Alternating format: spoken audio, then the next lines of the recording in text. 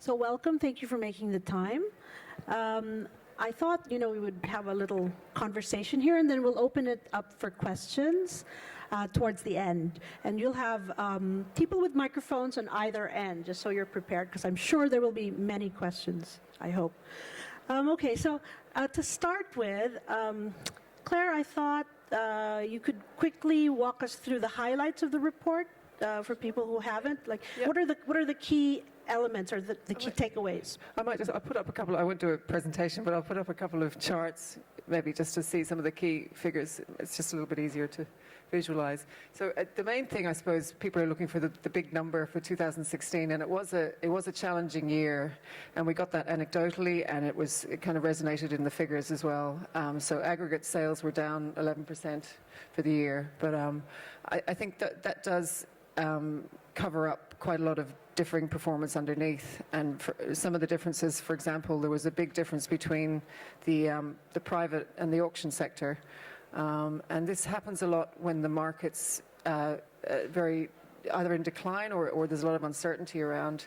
People tend to shift more into the private sector, and we definitely saw that last year. And I think again, anecdotally, people were saying there was very high-end sales in the private sector, but that was the biggest sector at auction that declined. So that's been the driver of growth, is top-end sales over $1 million, over 10 million, up to 2015. And this is the first year that section of the auction market really declined. And we saw, you could see that if you're watching the auctions, you didn't see that many of the crazy prices that we've seen in previous years.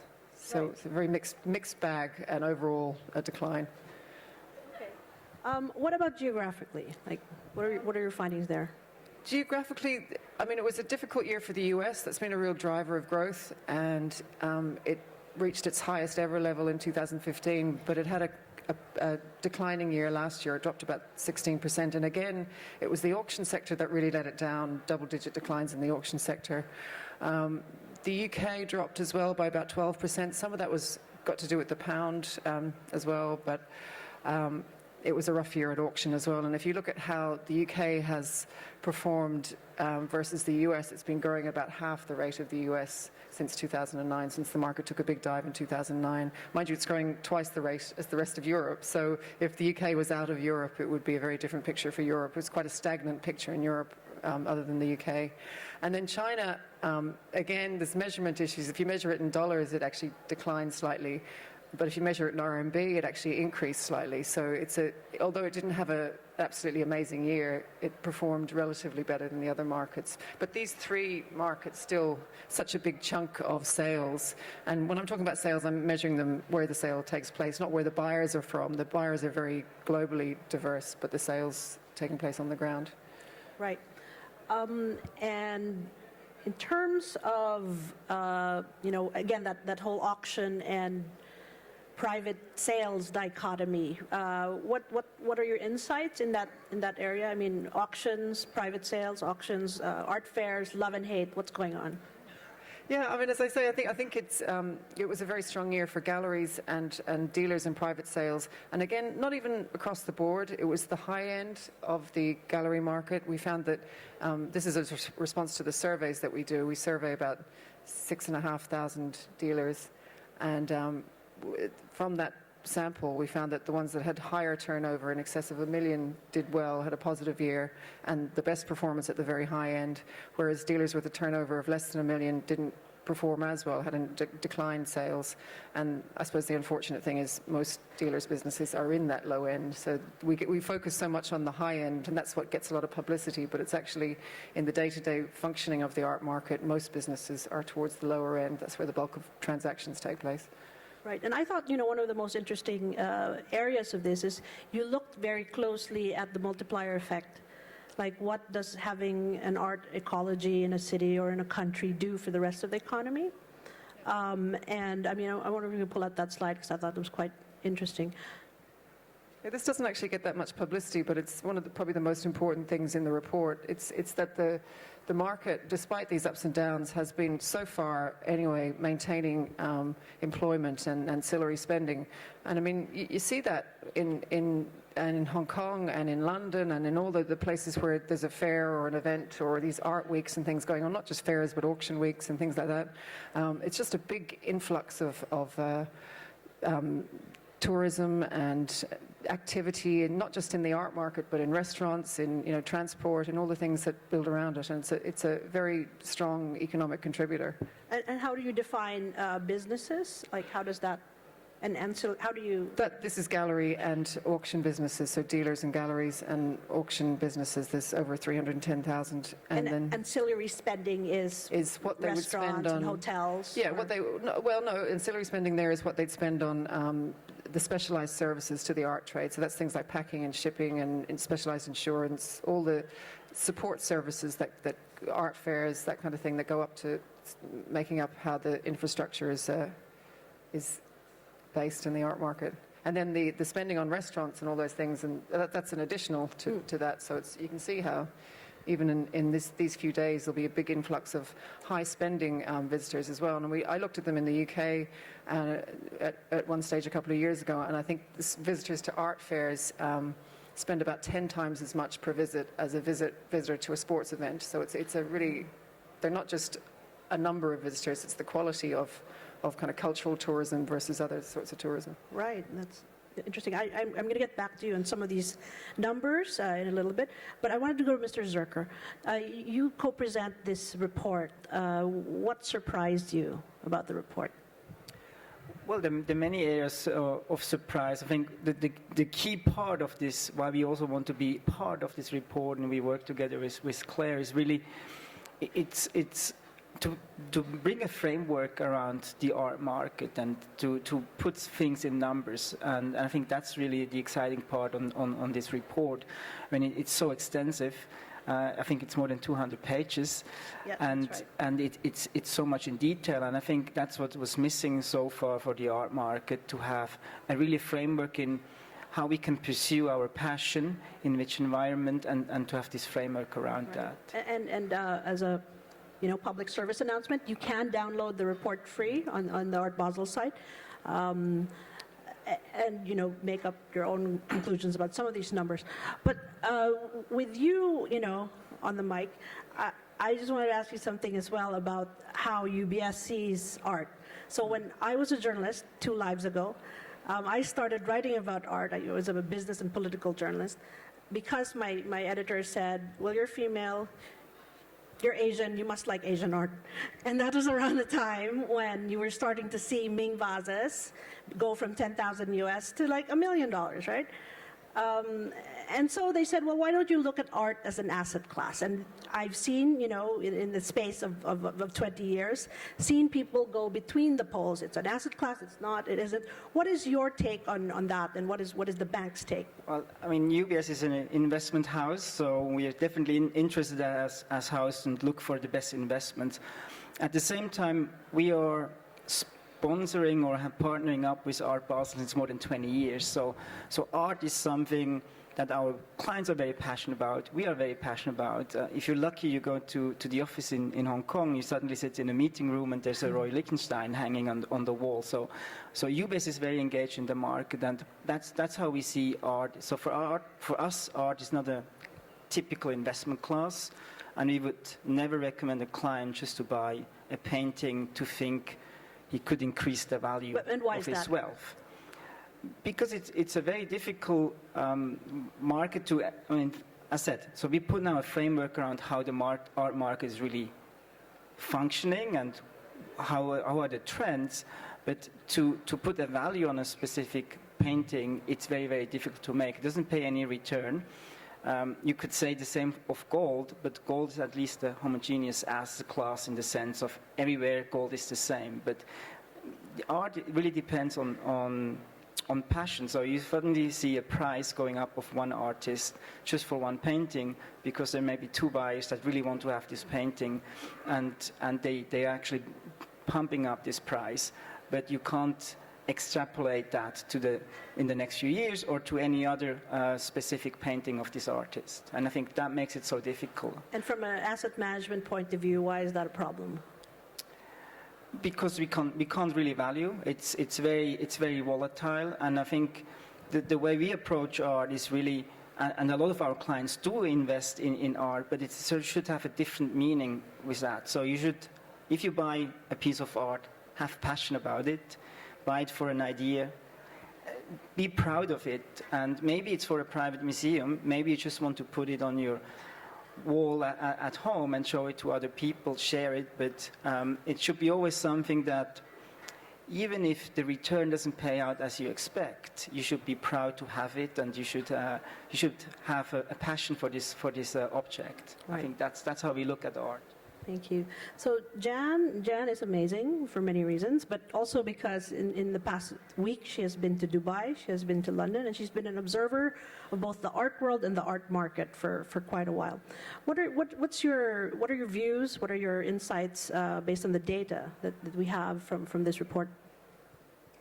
I think that this report is extremely important because despite the huge difficulties of taking accurate stock of a market where so much is not transparent, it is really important to emphasize to people that not every work of art goes up in value the minute you've bought it. I mean, I know that sounds ridiculous, but as a journalist, I even see my own colleagues very keen to report on the astronomical prices that are sometimes achieved at auction, the astounding kind of, suddenly some young artist is selling for da-da-da.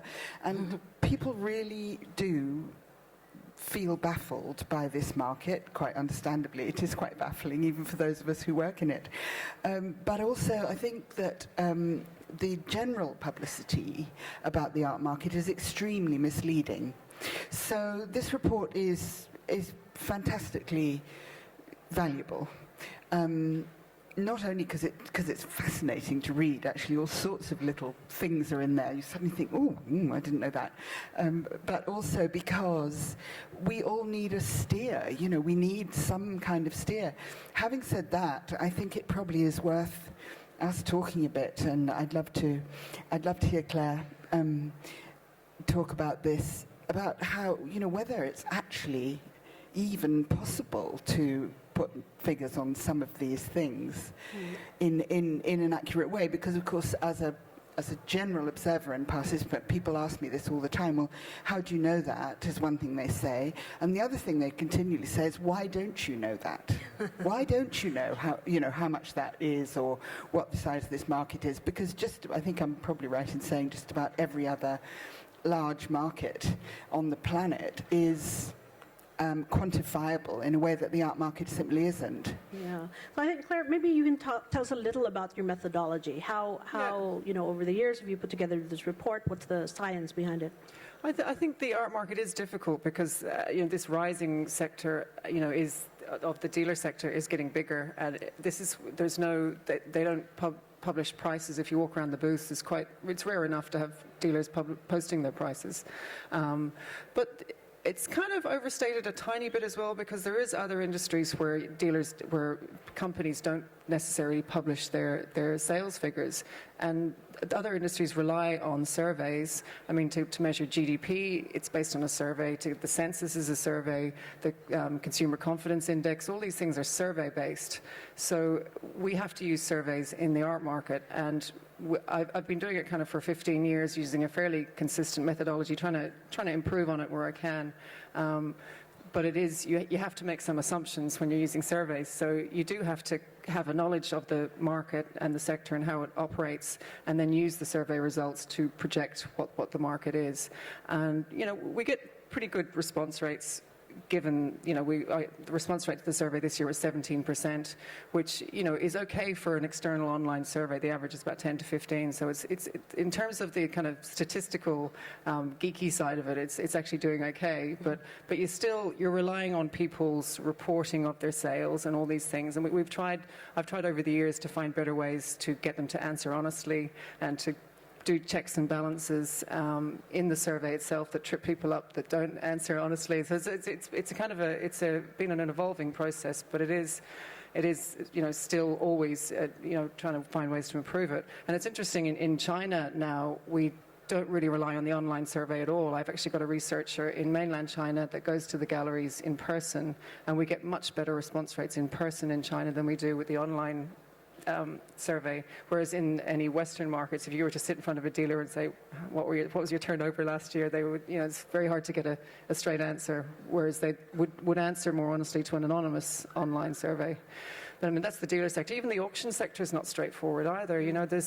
I rely on one main database, which is Collectrium for the auction sales, and then I have to add in, the decorative sector and get auction data directly from the auction houses and from an auction house survey as well. And we used Artifacts this year to add some really interesting exhibition data as well, to provide a kind of a contrast, to just focusing on sales, to see how artists are ranked by their exhibition records and histories, and how different sectors rate by exhibitions.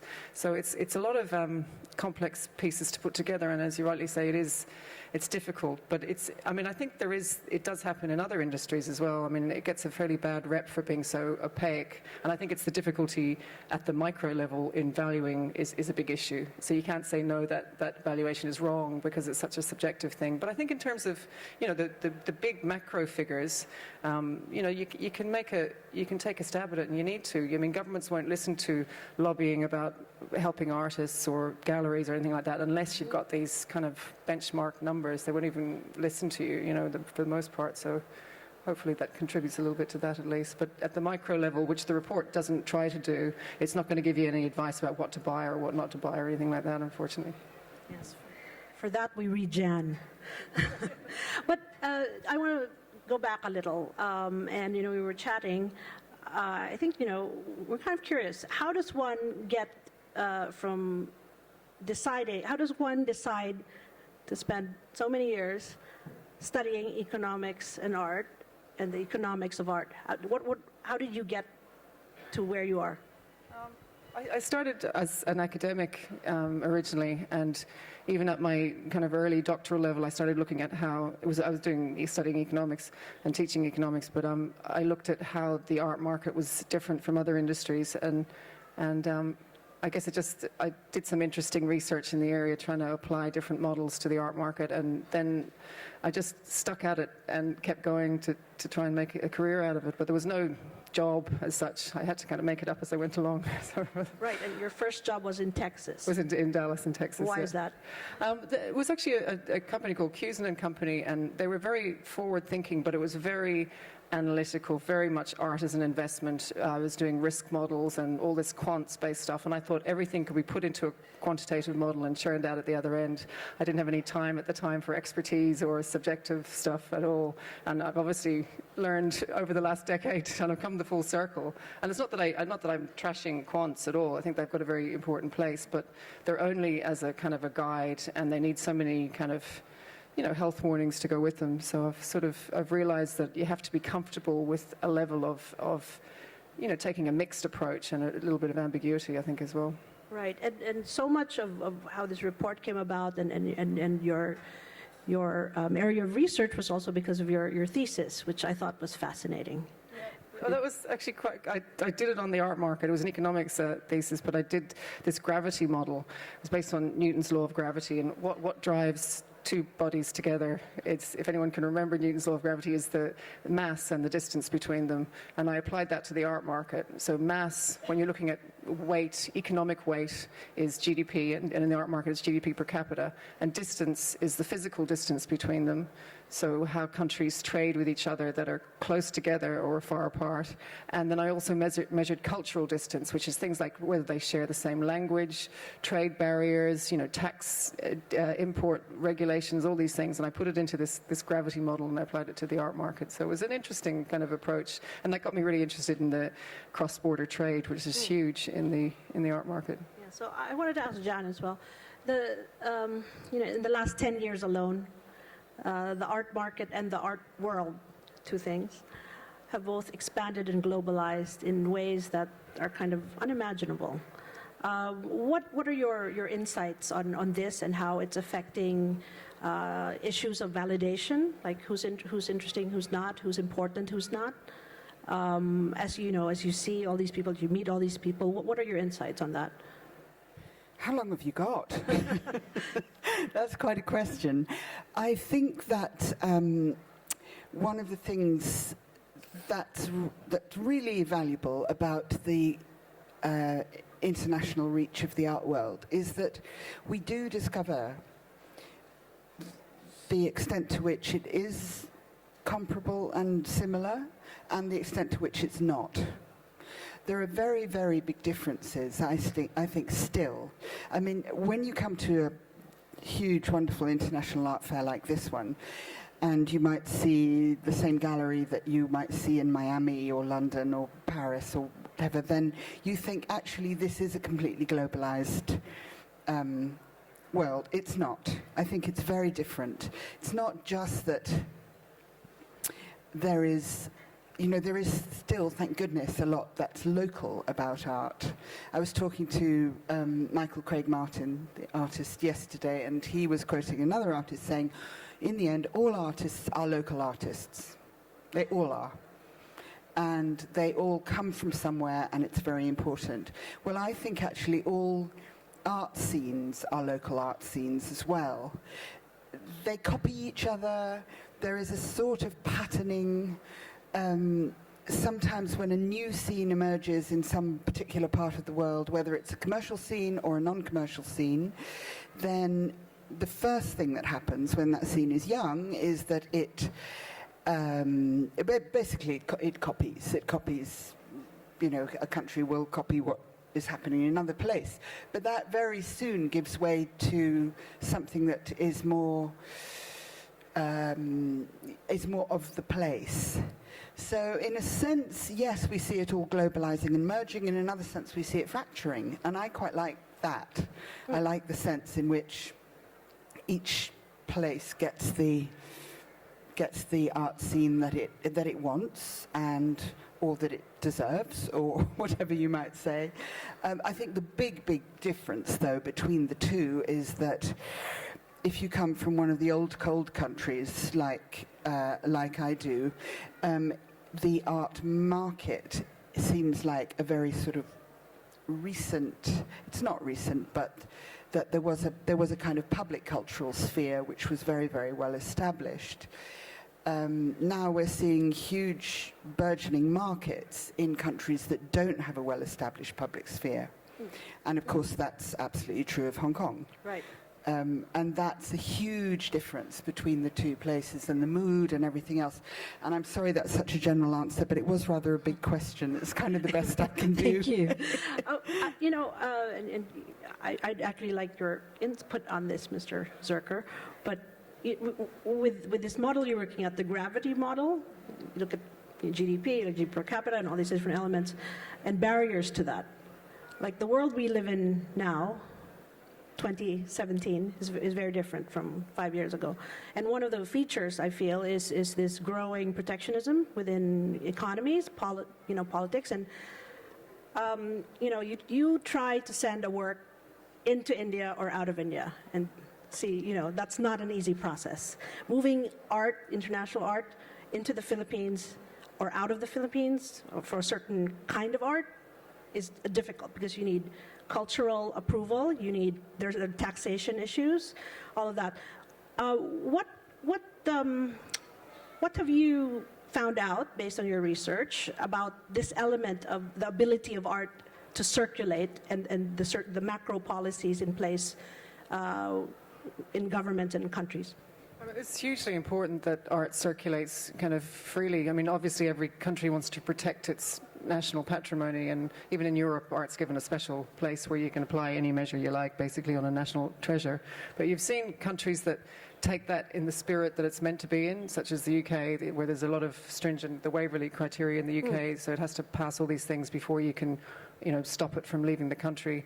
And then you have countries like Italy, where even if you bring a work of art into Italy, you might not be able to take it out with you again if it's a very, very wide definition of what a national treasure is. And I mean, the danger with embargo is on works of art is that it creates the incentive for a black market. And there's always ways. It's a portable, asset that you can pop in a suitcase and take with you somewhere. So there is that danger that things get genuinely lost, lost without trace. Whereas, if you let a regulated flow of art in and out, and I mean, this is why markets will stay small if they really over-restrict the trade as well. And I looked into countries like Brazil, and Brazil really pushes its art out into the world very well. It promotes its art to leave the country, but then it really stops anything coming back in. Like, it's impossible. It's really, really high VAT. I think if you add it all up at one stage, I'm not sure if it's the same in 2016, but it was up to nearly 60% to get to import VAT whacked on if you want to bring something into Brazil. And so obviously you have people buying things and flying them in from Miami or, whatever people do. So it creates an incentive to get around. If barriers are too stringent, because it is, it's a very global market, and the reason why it's worked well is that it does circulate quite freely. And that's the reason why New York is really dominant for the contemporary sales, the high-end contemporary sales, is it has that balance of kind of a relatively business-friendly, low regulatory system. And that's why I think Europe even is lagging behind, because it over-regulates.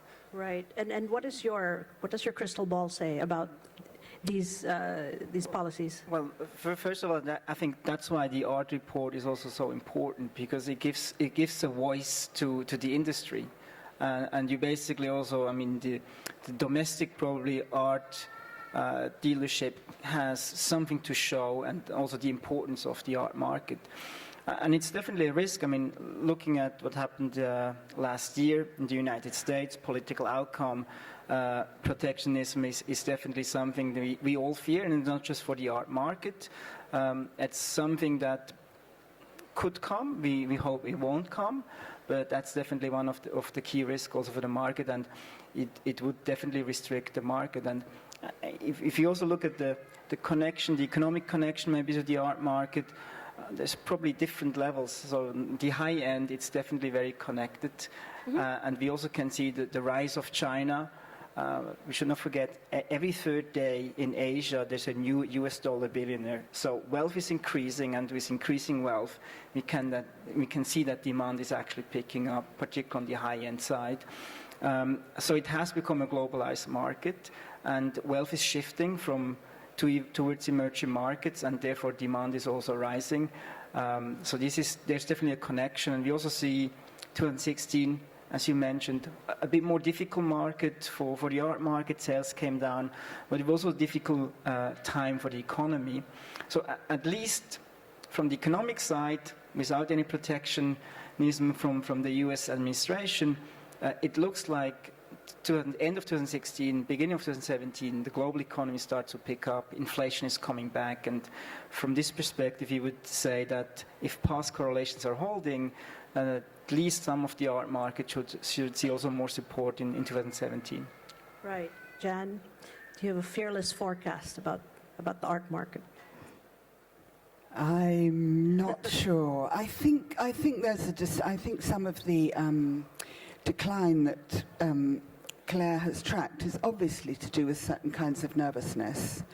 I think there's a real mood of nervousness around. I mean, it was quite interesting being in the Emirates, where we think that money flows from a tap. Well, we know they've got their problems, and I think the wisdom there seems to be that when times are good, people buy like crazy, but they stop buying the next day if there's any bad news. I mean, it's really instant, the reaction to something that makes you feel kind of at all wobbly.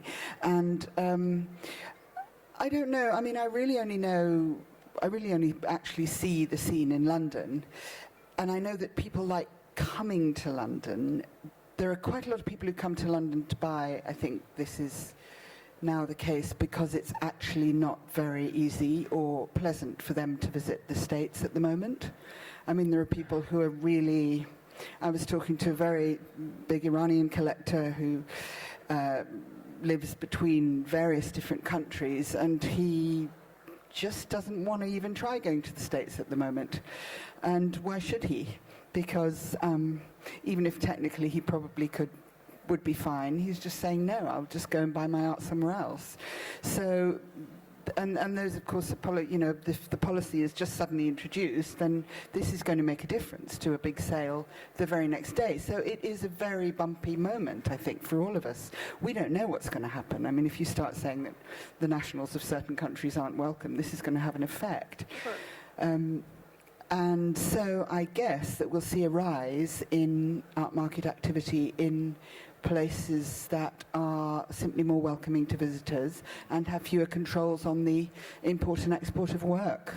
So I suppose that seems terribly simple, but logical to me. Sure. Very, very on point. I'll get back to a little on that. But I also wanted to mention a new feature of the report, which is you looked at online sales. What were you seeing in that area, and like what sector of the market is most active, and how is online sales working and where is it not? I think there was a huge kind of explosion of the online sector with a lot of new companies, maybe a few years back, and that has actually kind of slowed down a little bit. But so it's kind of reaching a bit of a plateau in terms of companies in the space.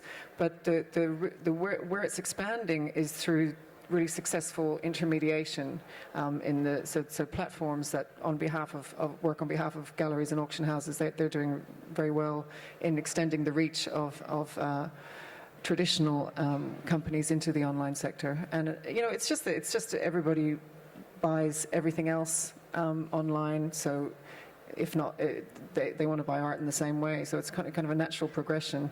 But it's not taking a huge double-digit increases like everyone thought it would, I think, a few years ago. It's kind of that explosion of new companies has kind of died down a little bit. Some have been successful, some not so successful. So it's, there's still a relatively small audience for the amount of companies there is. So it's kind of a more slow and moderate growth, which shows some kind of consolidation, I think.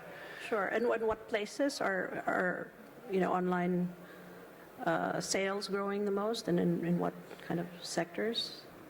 I think they're still very strong in kind of contemporary and in certain media as well. It works very well. Obviously prints, photography, kind of flat art especially. But it's the price point, I suppose, we looked into the most. It still is stuff less than 50,000, since, it doesn't really go, there's the odd sale above that amount, but it still is a lower price point market. And that's the reason it's not growing as fast. The volume is growing, the number of things sold online is growing very fast, but the high end has no reason to go online. I suppose it's a perk of being rich, I guess, to go around to art fairs and exhibitions and things like that. You don't need to. It's the people that are chained to their desks but still want to participate in the art market that really love the online experience, because you can't physically get to these things. So I think it's definitely still a lower price point market. Right. Okay. Could I ask you a question about your figures for the online? I think the total was something like 4.9%, wasn't it? Yeah, which seemed to me very small, but you've explained why. It's because of the low price points. And I also thought the rise was very small. I mean, it's only 5% or 4% or something, isn't it? But I wondered, did you include online bidding for physical sales? I mean, if there's a physical sale taking place, but the bid comes in... No, it's not online bidding. So Okay, it's just that's online not only. Online only, Yeah, which is actually very small in the top tier houses. It's actually quite a small portion of their sales so far anyway. It still is quite small. I mean, there are quite interesting examples of companies that are kind of going, sort of backforming into the more traditional thing. I think I'm right in saying that Saffron Art, which started as an online, there might be somebody here who knows it and will tell me if this is right or not, started as an online-only outlet, specializing in Indian art, now holds physical sales, having done really very well, actually. Their figures are good, and they have very interesting work. But they obviously realized the limitations, I suppose, and so then they started doing showcases of the work, but still selling it online. And now they're actually holding physical auctions. So it's quite interesting, I think, that instead of the movement that we all expected, well, I certainly did, because it seemed so logical, as you say. I mean, buy everything online, from sort of to tomatoes to shoes, you would think that there would be this gradual, inexorable slide towards buying art purely online, but that's an example of a company that actually has slightly merged back into the conventional model. So I just thought that was quite unusual, maybe. Do you have a response to that? Yeah, no, I think you've seen that in the gallery sector as well. There's some kind of hybrid models developing where people they're an online company, but they have pop-up, exhibitions and things like that too. So there's a lot of new developments. And even talking to some of the online companies that are trying to improve the experience of buying online, with kind of more virtual reality type at an auction. I was talking to the people from Artsy yesterday. They're going to improve the auction experience perhaps, and all these things will make it a little bit more exciting to buy online, because you're never going to be able to replace the experience of seeing something in real life, and you shouldn't as well. It's a crime. I remember I sat on a panel a few years ago, and there were some people talking about critiquing an exhibition, and they were writing a critique of it, and they'd only seen it on their phone or something. It's kind of really, it's a terrible thing if that ever happens, that they replace the experience. But it's difficult with so many international events. It's hard to obviously get around to everything, so it should be like a complementary thing rather than something that's a substitute, I think. Right. Before we go to questions, when we were talking earlier, we're talking about the correlation, the art market, and the general outlook. Perhaps we can end with that before we throw it open. What are you seeing in terms of general economies and directions, especially for Asia?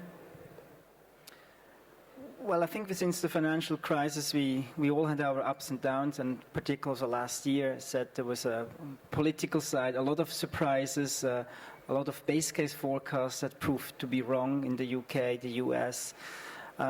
But we actually see that the global economy is stabilizing, is actually even picking up. Looking at China, we still think that growth is coming down over time, but I think it also makes China more stable. And at the same time, if you look at GDP per capita, it's still growing, and I think that's one of the key impact factor also for the art market. It's really the growing personal wealth. And Asia should be on a stronger footing in 2017. As mentioned, inflation is picking up, so a lot of people that see rising inflation also feel a bit more confident afterwards to spend more. And when spending is coming, the investment is coming back. And so from this perspective, we are relatively positive, cautiously optimistic. Still in the background, there's the fears that something is coming out of the US, which would be harmful for Asia in particular. We are an export region, and we need the US and we need the European markets still at this stage. At the same time, intra-Asian trade also has picked up, so it is a bit more stable than 5-10 years ago. But I think it's still very important to have a globalized market for Asia. But in general, we look a bit more optimistic into 2017. Great, that's great to hear. And I think generally, I'm talking to people over the last few days, people are saying that the mood is great. There are 80 museum groups from all over the world in Hong Kong this year at Art Basel.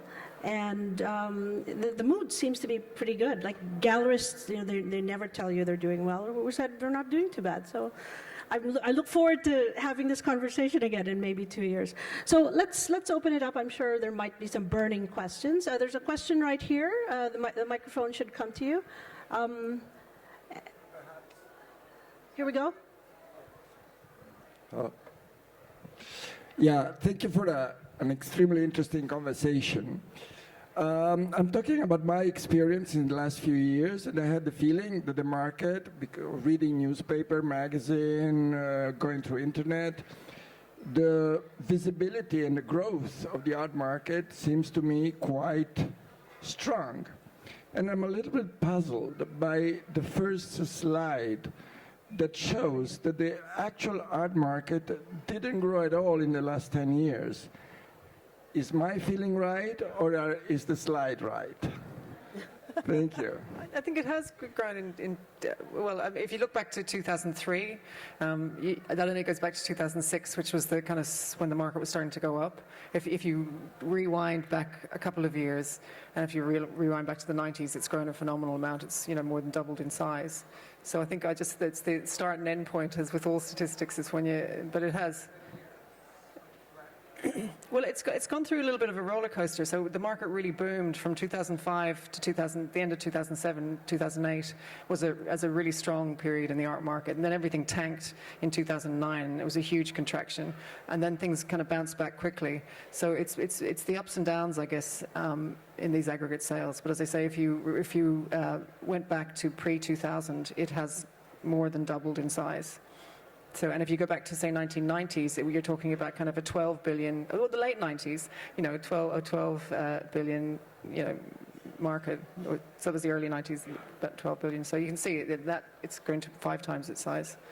So perhaps it's just my slide. Maybe if I can add, you're the expert, but just from an economist standpoint of view, it's what we would call in a distribution of sales. So even if probably the activity picks up and we see the interest is amazing here, you have these outliers in what we would call in distribution the fat tails. So a few sales and purchases probably make a big impact. And so if you sell 1 or 2 very famous paintings to a very high price, that could actually also influence the price. So if these are coming down, it still doesn't tell you exactly what's going on in the bigger terms, but it's more on the sales level, but activity still can be actually picking up. Yeah. It's a very, as you're saying, it's a very supply-driven marketplace, and it's the top end, those sales at the very top, that caused the ups and downs for the last couple of years, especially.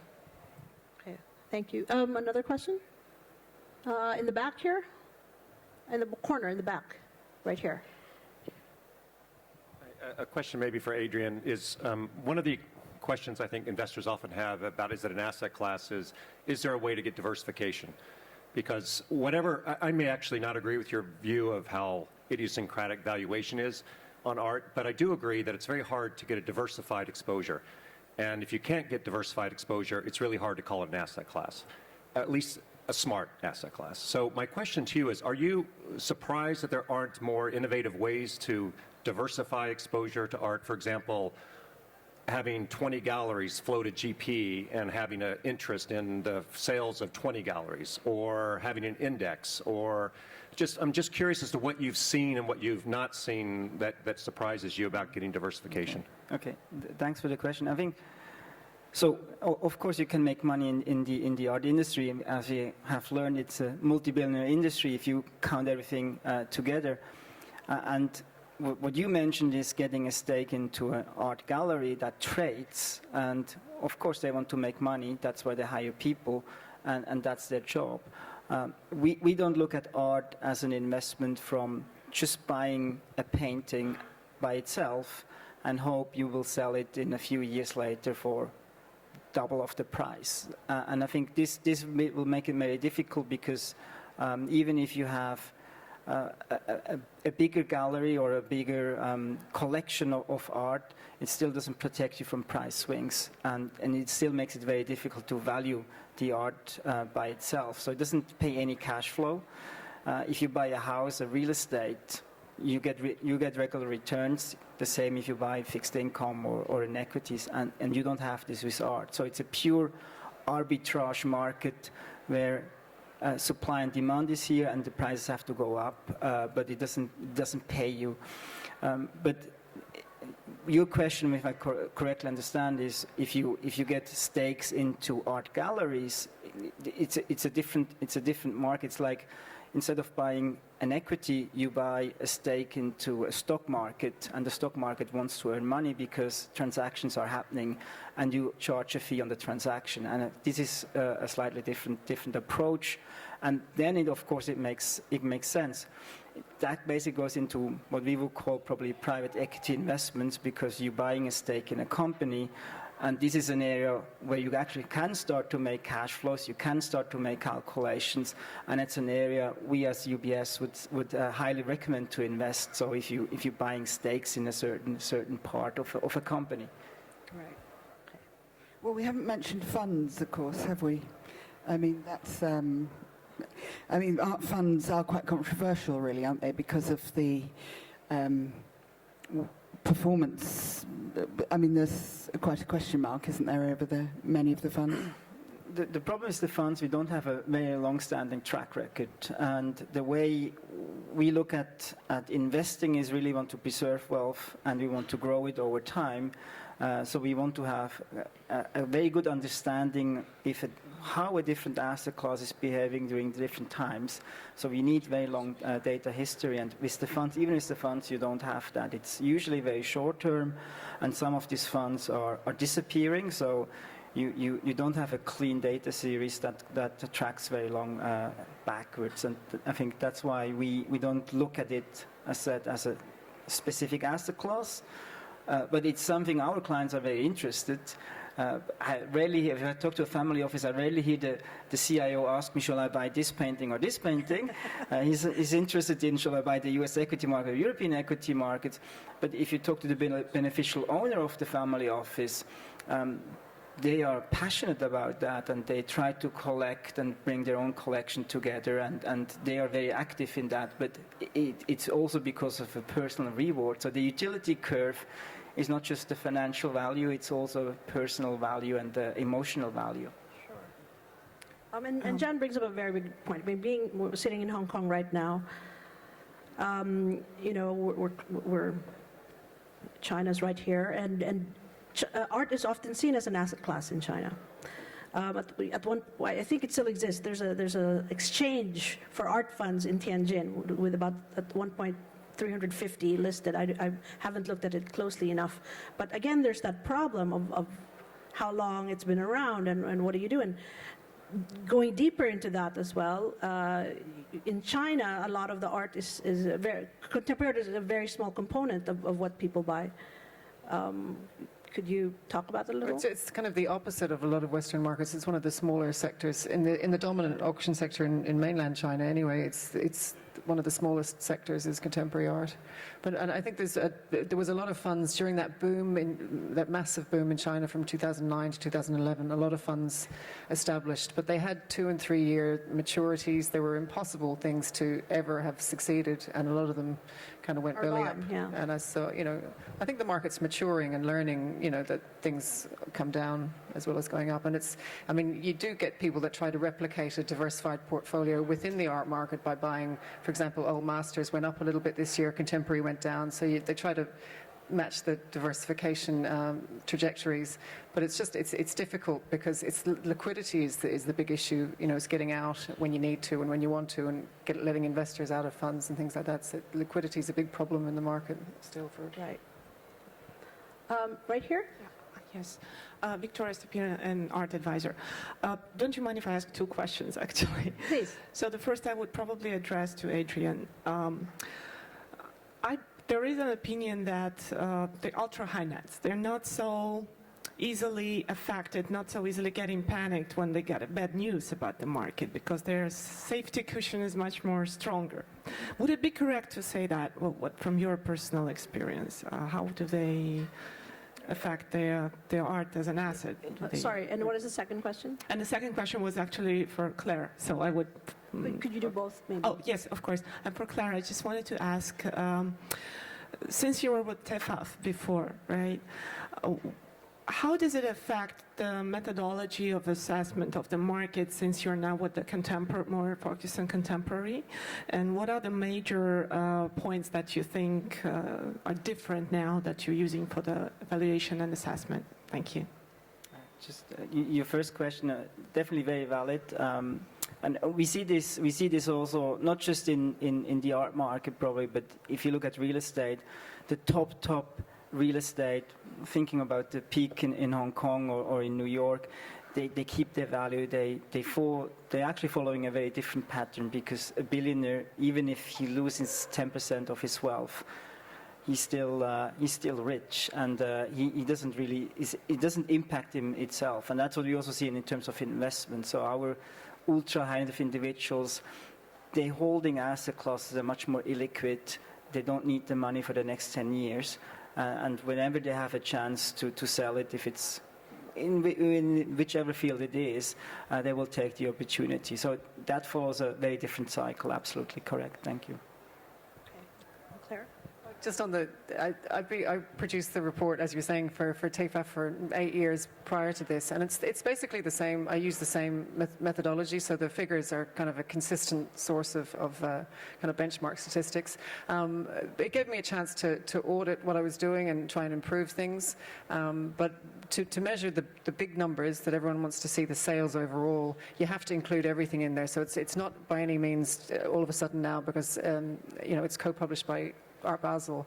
It's not a contemporary report. It still covers the entire art market. But I got a lot of support with the survey and things like that. So I did look into, for example, living artists, and I distinguished primary versus secondary. So it was just expanding on the methodology that I've been using for the last 8 years, rather than kind of any big changes in the measurement. Okay, thank you. We have time for one last question. Going once. Right here. From Melanie. Thanks, Alex. Thank you all. I just wanted to unpick something Alex said actually about the art world and the art market being two separate entities. I just wondered if the panelists think they are, and they should be. Thank you. On that note, thank you very much, everyone. Let's put our hands together for a wonderful panel for Clare, Adrian, and Jan. Thank you so much for being here, and thank you for your great questions and your engagement.